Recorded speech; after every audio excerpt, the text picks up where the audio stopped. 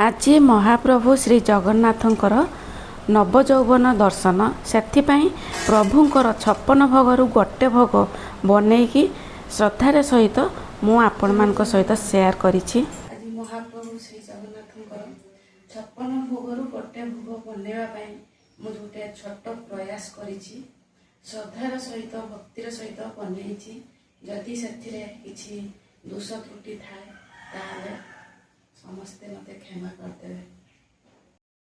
नली काकरा पाई देखंतु प्रथमे आमे अटा नबा गोटे गिनारे जो गिनारे आपण माने अटा नेबे सेई गिनारे अधा गिना गुड़ नेबे आ सेई गिनारे 2 गिना पानी नेबे। गोटे गिना ही आपण माने सेट करिवे जहाँकि बनैबा पाई सुविधा हबो।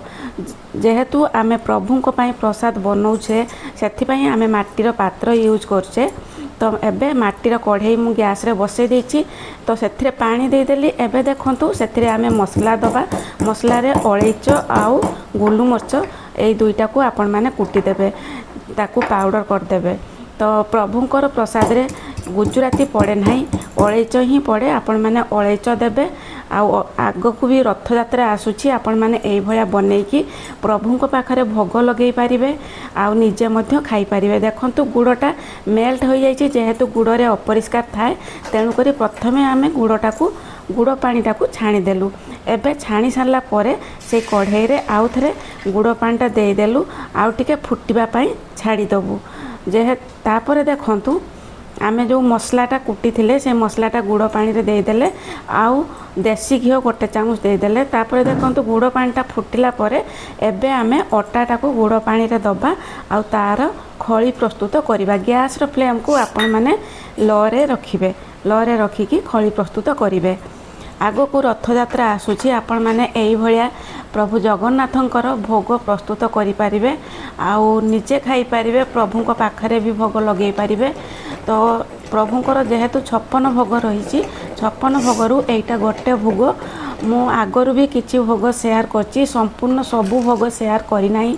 तो देखंतु एबे हमर खली प्रस्तुत होई गला। तो एबे आमे गोटे थाली को ट्रांसफर कर दबु तापरे ताकू भल भाव में आमे दलिबू। देखंतु एठी मु कंसा थाली यूज करछि जेहेतु प्रभुंकर प्रसाद बनाउछि।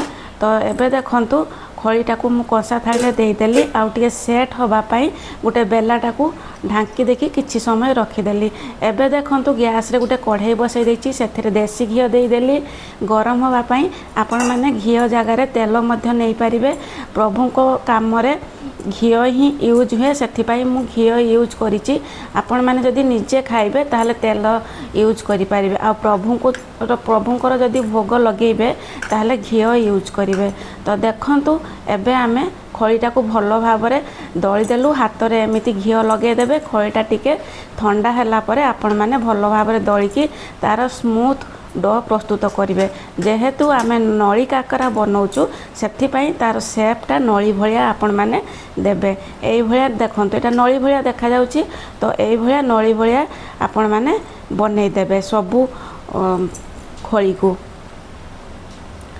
तो एबे लक्ष्य करंतु सांग माने गुटे नली बनैकी आपण मान को शेयर कर देली। पुणी आ गुटे नली काकरा भी आपण मान को बनैकी देखाई दउची। गोटे गिना अटारे आपण माने निहाती 2 गिना पानी यूज करिवे। एबे लक्ष्य करंतु सांग माने एई भलिया नली प्रथमे आमे सबु प्रस्तुत करिदबा। सेई भितरे आमर घी भी प्रॉपर गरम हो जाइथिबो। गैस रो फ्लेम को आपण माने लो टू मीडियम रे रखिबे। घीटा प्रॉपर गरम हैला परे तापरे आपण माने नली काकरा गुड़िक सबू छाणिबे। एबे लक्ष्य करंतु सांग माने मु सबू नली काकरा को बने देछि। एपटे लक्ष्य करंतु घी भी गरम हो जाइछि। तापरे आमे कढ़ई रे नली काकरा गुड़िक दबु तापरे ताकू एपट सेपट करिके छाणिबु। जदि वीडियो आपण मानकु भल लागुछि रेसिपी भल लागुछि ताहले प्लीज लाइक शेयर सब्सक्राइब करने को जमा भी भूलंतु नहीं। चैनल जदि आपण माने नुआ अछंती चैनल को सब्सक्राइब कर दियंतु आ पाखरे थिबा बेल आइकन को दबाई दियंतु जहाँकि मोर नुआ नुआ वीडियो सर्वप्रथमे आपण मानक पाखरे जाई पहुँची पारिबो। देखंतु बंधुगण गोटे साइड आमर होईगला परे रेडिश कलर पुणी ताकू आमे पलटाई देलु आ गोटे साइड को रेडिश कलर होबा पई एई भलिया आपण माने सबु नली काकरा को बनै देबे। ଯେତେ ପର୍ଯ୍ୟନ୍ତ ରେଡିଶ କଲର୍ ନ ହେଇଛି ତାକୁ ସେତେ ପର୍ଯ୍ୟନ୍ତ ଟିକେ ଘିଅରେ ଏପଟ ସେପଟ କରୁଥିବେ। ଏବେ ଲକ୍ଷ୍ୟ କରନ୍ତୁ ସାଙ୍ଗମାନେ, ଆମର ନଳି କାକରା ପ୍ରଥମ ବ୍ୟାଚ୍ ଆମର ପ୍ରସ୍ତୁତ ହୋଇଗଲା। ଏବେ ତାକୁ ଆମେ କାଢ଼ି ଆଣିବୁ।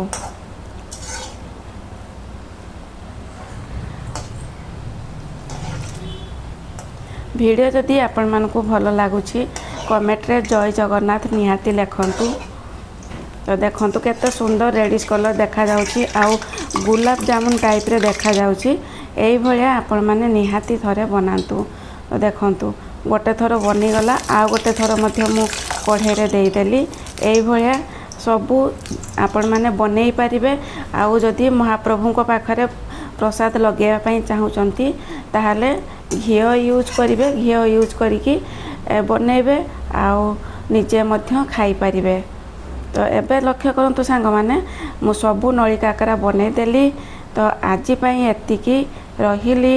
ନମସ୍କାର, ଜୟ ଶ୍ରୀ ଜଗନ୍ନାଥ। ପୁଣି ଦେଖା ହେବ ଆଉ ଗୋଟିଏ ନୂଆ ଭିଡ଼ିଓ ସହିତ, ନୂଆ ରେସିପିରେ। Thank you, take care all.